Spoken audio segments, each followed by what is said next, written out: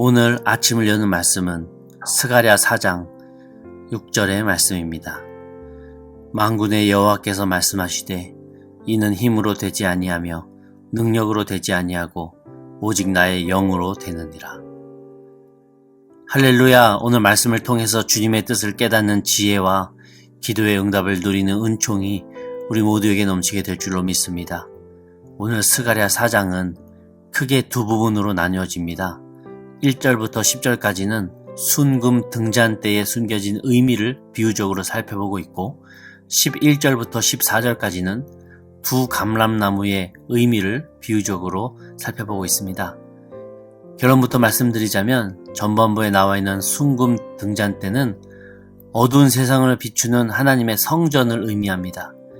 그리고 그 성전은 사람의 힘이나 능력으로 세워질 수 없음을 정확히 언급하고 있습니다. 또 후반부에 나오는 두 감람나무는 두 명의 인물을 의미합니다. 한 명은 지금 유다의 총독인 스룹바벨 통치자를 의미하는 것이고 다른 한 명은 현재 영적 대제사장인 여호수아를 뜻합니다. 학자들은 하나님께서 장차 이 둘의 역할을, 즉 통치자와 영적 제사장의 역할을 결합한 메시아로서 예수 그리스도의 모습을 비유적으로 소개하고 계신다라고 연구합니다. 그렇게 영적인 제사장 되시고 또한 정결한 통치자 되시는 예수님께서 우리에게 부어주시는 것이 있으니 바로 오늘 스가랴 4장의 핵심 단어인 6절에 나오는 나의 영입니다. 주님의 영, 바로 성령님이죠. 하나님은 우리가 주의 영, 이 성령과 함께 하시기를 원하십니다. 특별히 오늘 본문에서는 성전 건축에 고전을 면치 못하며 낙심하고 있는 이 스룹바벨 총독에게 하나님께서 스가랴 선지자의 입술을 통해 격려하고 위로하며 해답을 제시하고 계십니다.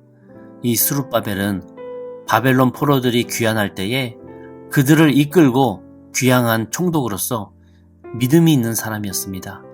그런데 무너지고 황폐한 이 예루살렘의 성전 건축이 쉽지 않은 거예요. 함께 돌아온 이스라엘 백성들이 70년이라는 오랜 시간 동안 포로 생활을 해오던 그 노예 근성이 여전히 남아 있었고 게다가 주변 나라들이 대적하면서 예루살렘의 성전 세우는 일에 방해 공작이 이만저만이 아닌 겁니다. 정치적으로도 적대적인 환경 속에서 좌절할 수밖에 없었죠. 이렇게 어려운 스룹바벨에게 주신 말씀이 바로 이 스가랴 4장 6절의 말씀인데요. 만군의 여호와께서 말씀하시되 이는 힘으로 되지 아니하며 능력으로 되지 아니하고 오직 나의 영으로 되느니라. 이 구절을 묵상할 때 스룹바벨이 참 마음고생이 심했겠구나 유추할 수 있었습니다. 또한 하나님께서는 이 고난을 통해서 스룹바벨과 동행하시길 원하신다는 그 뜻도 발견할 수 있었습니다. 스룹바벨아, 좌절하지 말아라. 포기하지 말아라. 너가 하는 게 아니다. 내가 한다. 너의 힘으로 하는 게 아니다. 나의 영으로 하는 것이고 너는 그저 내가 사용하는 종으로서 일하는 것이다. 그러니 주변 상황을 보면서 마음 흔들리지 말아라. 내가 할 것이다. 지금 위로하고 계시는 거예요. 여러분, 내가 계획하고 내가 힘쓰는 많은 일들은 나의 힘과 나의 능력으로 하는 것이고 그렇게 내가 이루고자 하는 그 계획 뒤에는 무엇이 숨어 있는지 아십니까? 내 욕심이 숨어 있더라고요. 우리가 솔직히 고백할 수 있어야 합니다. 내가 이 일을 하려고 하는 그 동기가 내 욕심 때문인지 아닌지를 잘 분별해서 주님 앞에서 마음이 청결한 사람으로 설 수 있어야 합니다. 만약 그리스도인으로서 어떤 일을 할 때 욕심이 있으면 절대 주님과 동행할 수가 없습니다. 왜냐하면 내가 주님께 이끌리는 삶이 아니라 내가 주님을 이끄는 삶을 추구하기 때문입니다. 욕심은 나를 주인공으로 만들고 주님을 조연으로 전락시키더라고요. 어떻게 주님이 우리에게 이끌리며 조연이 되실 수 있으십니까? 야고보서 1장 14절과 15절에 이렇게 기록합니다. 오직 각 사람이 시험을 받는 것은 자기 욕심에 이끌려 미혹됨이니 욕심이 잉태한 즉 죄를 낳고 죄가 장성한 즉 사망을 낳느니라. 욕심은 죄를 낳기에 애초부터 주님과 나는 함께할 수가 없습니다.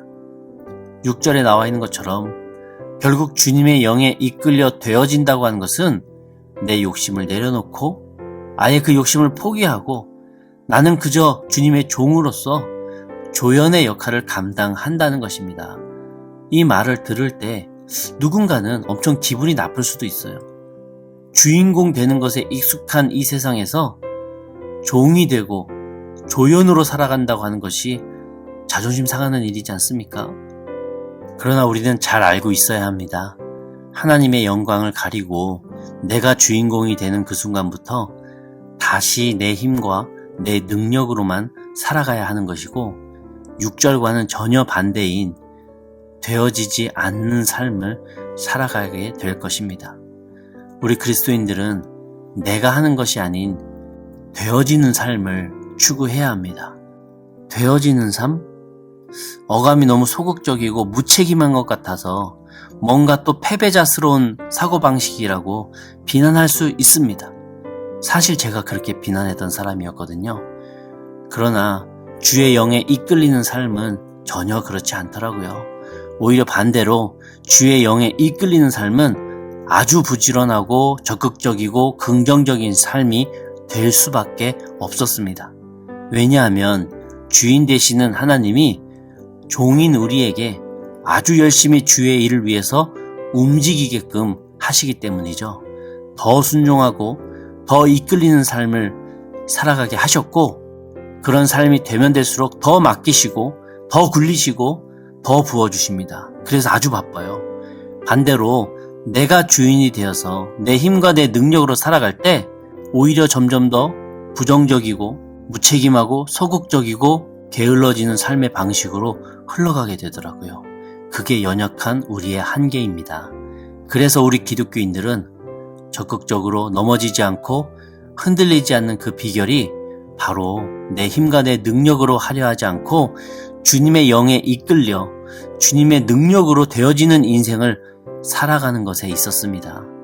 스룹바벨 총독이 자신의 힘과 능력으로 일하려 할 때 처음에는 아주 적극적이고 능동적으로 했을 거예요. 그러나 이내 현실의 벽 앞에서 좌절하고 부정적인 생각을 했을 것입니다.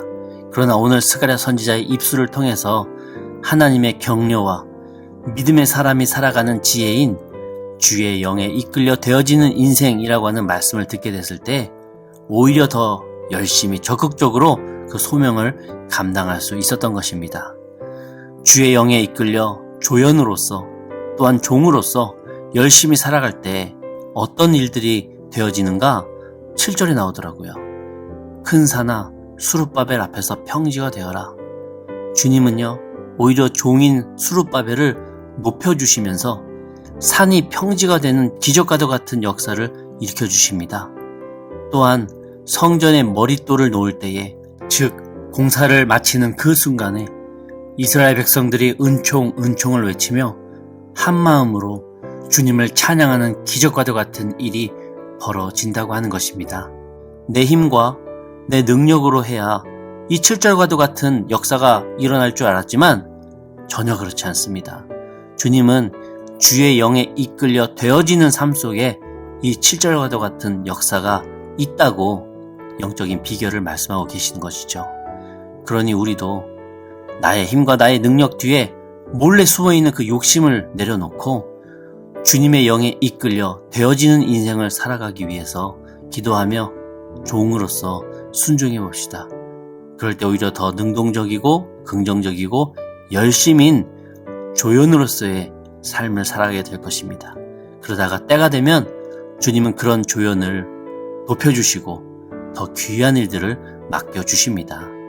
그리고 또한 그 일의 결과도 주님의 일이 되었으니 주님께서 끝까지 책임지시고 주님 보시기에 가장 좋은 결과로 이끌어내십니다. 여러분, 내 인생 앞에 놓여진 어려운 숙제를 내 숙제가 아닌 주님의 숙제로 맡기는 연습을 저와 함께 꾸준히 해봅시다. 조연이 되는 연습, 종이 되는 연습이 반드시 있어야 합니다. 내 인생의 큰 숙제를 내 힘과 능력이 아닌 주님의 영에 맡기는 저와 우리 성도님들 다 되셔서 산이 변하여 평지가 되고 주변 사람들이 변하여 한뜻으로 함께 움직이는 공동체가 되고 부족한 종을 높이시는 주님의 칭찬을 듣는 복된 조연이 되실 것입니다. 오늘 하루도 주의 영과 동행하심으로 무거운 인생이 가벼워지고 힘든 숙제가 풀려지는 기쁨을 누리는 저와 우리 성도님들 다 되시기를 주님의 이름으로 간절히 축원합니다. 아멘. 우리 함께 기도하시겠습니다.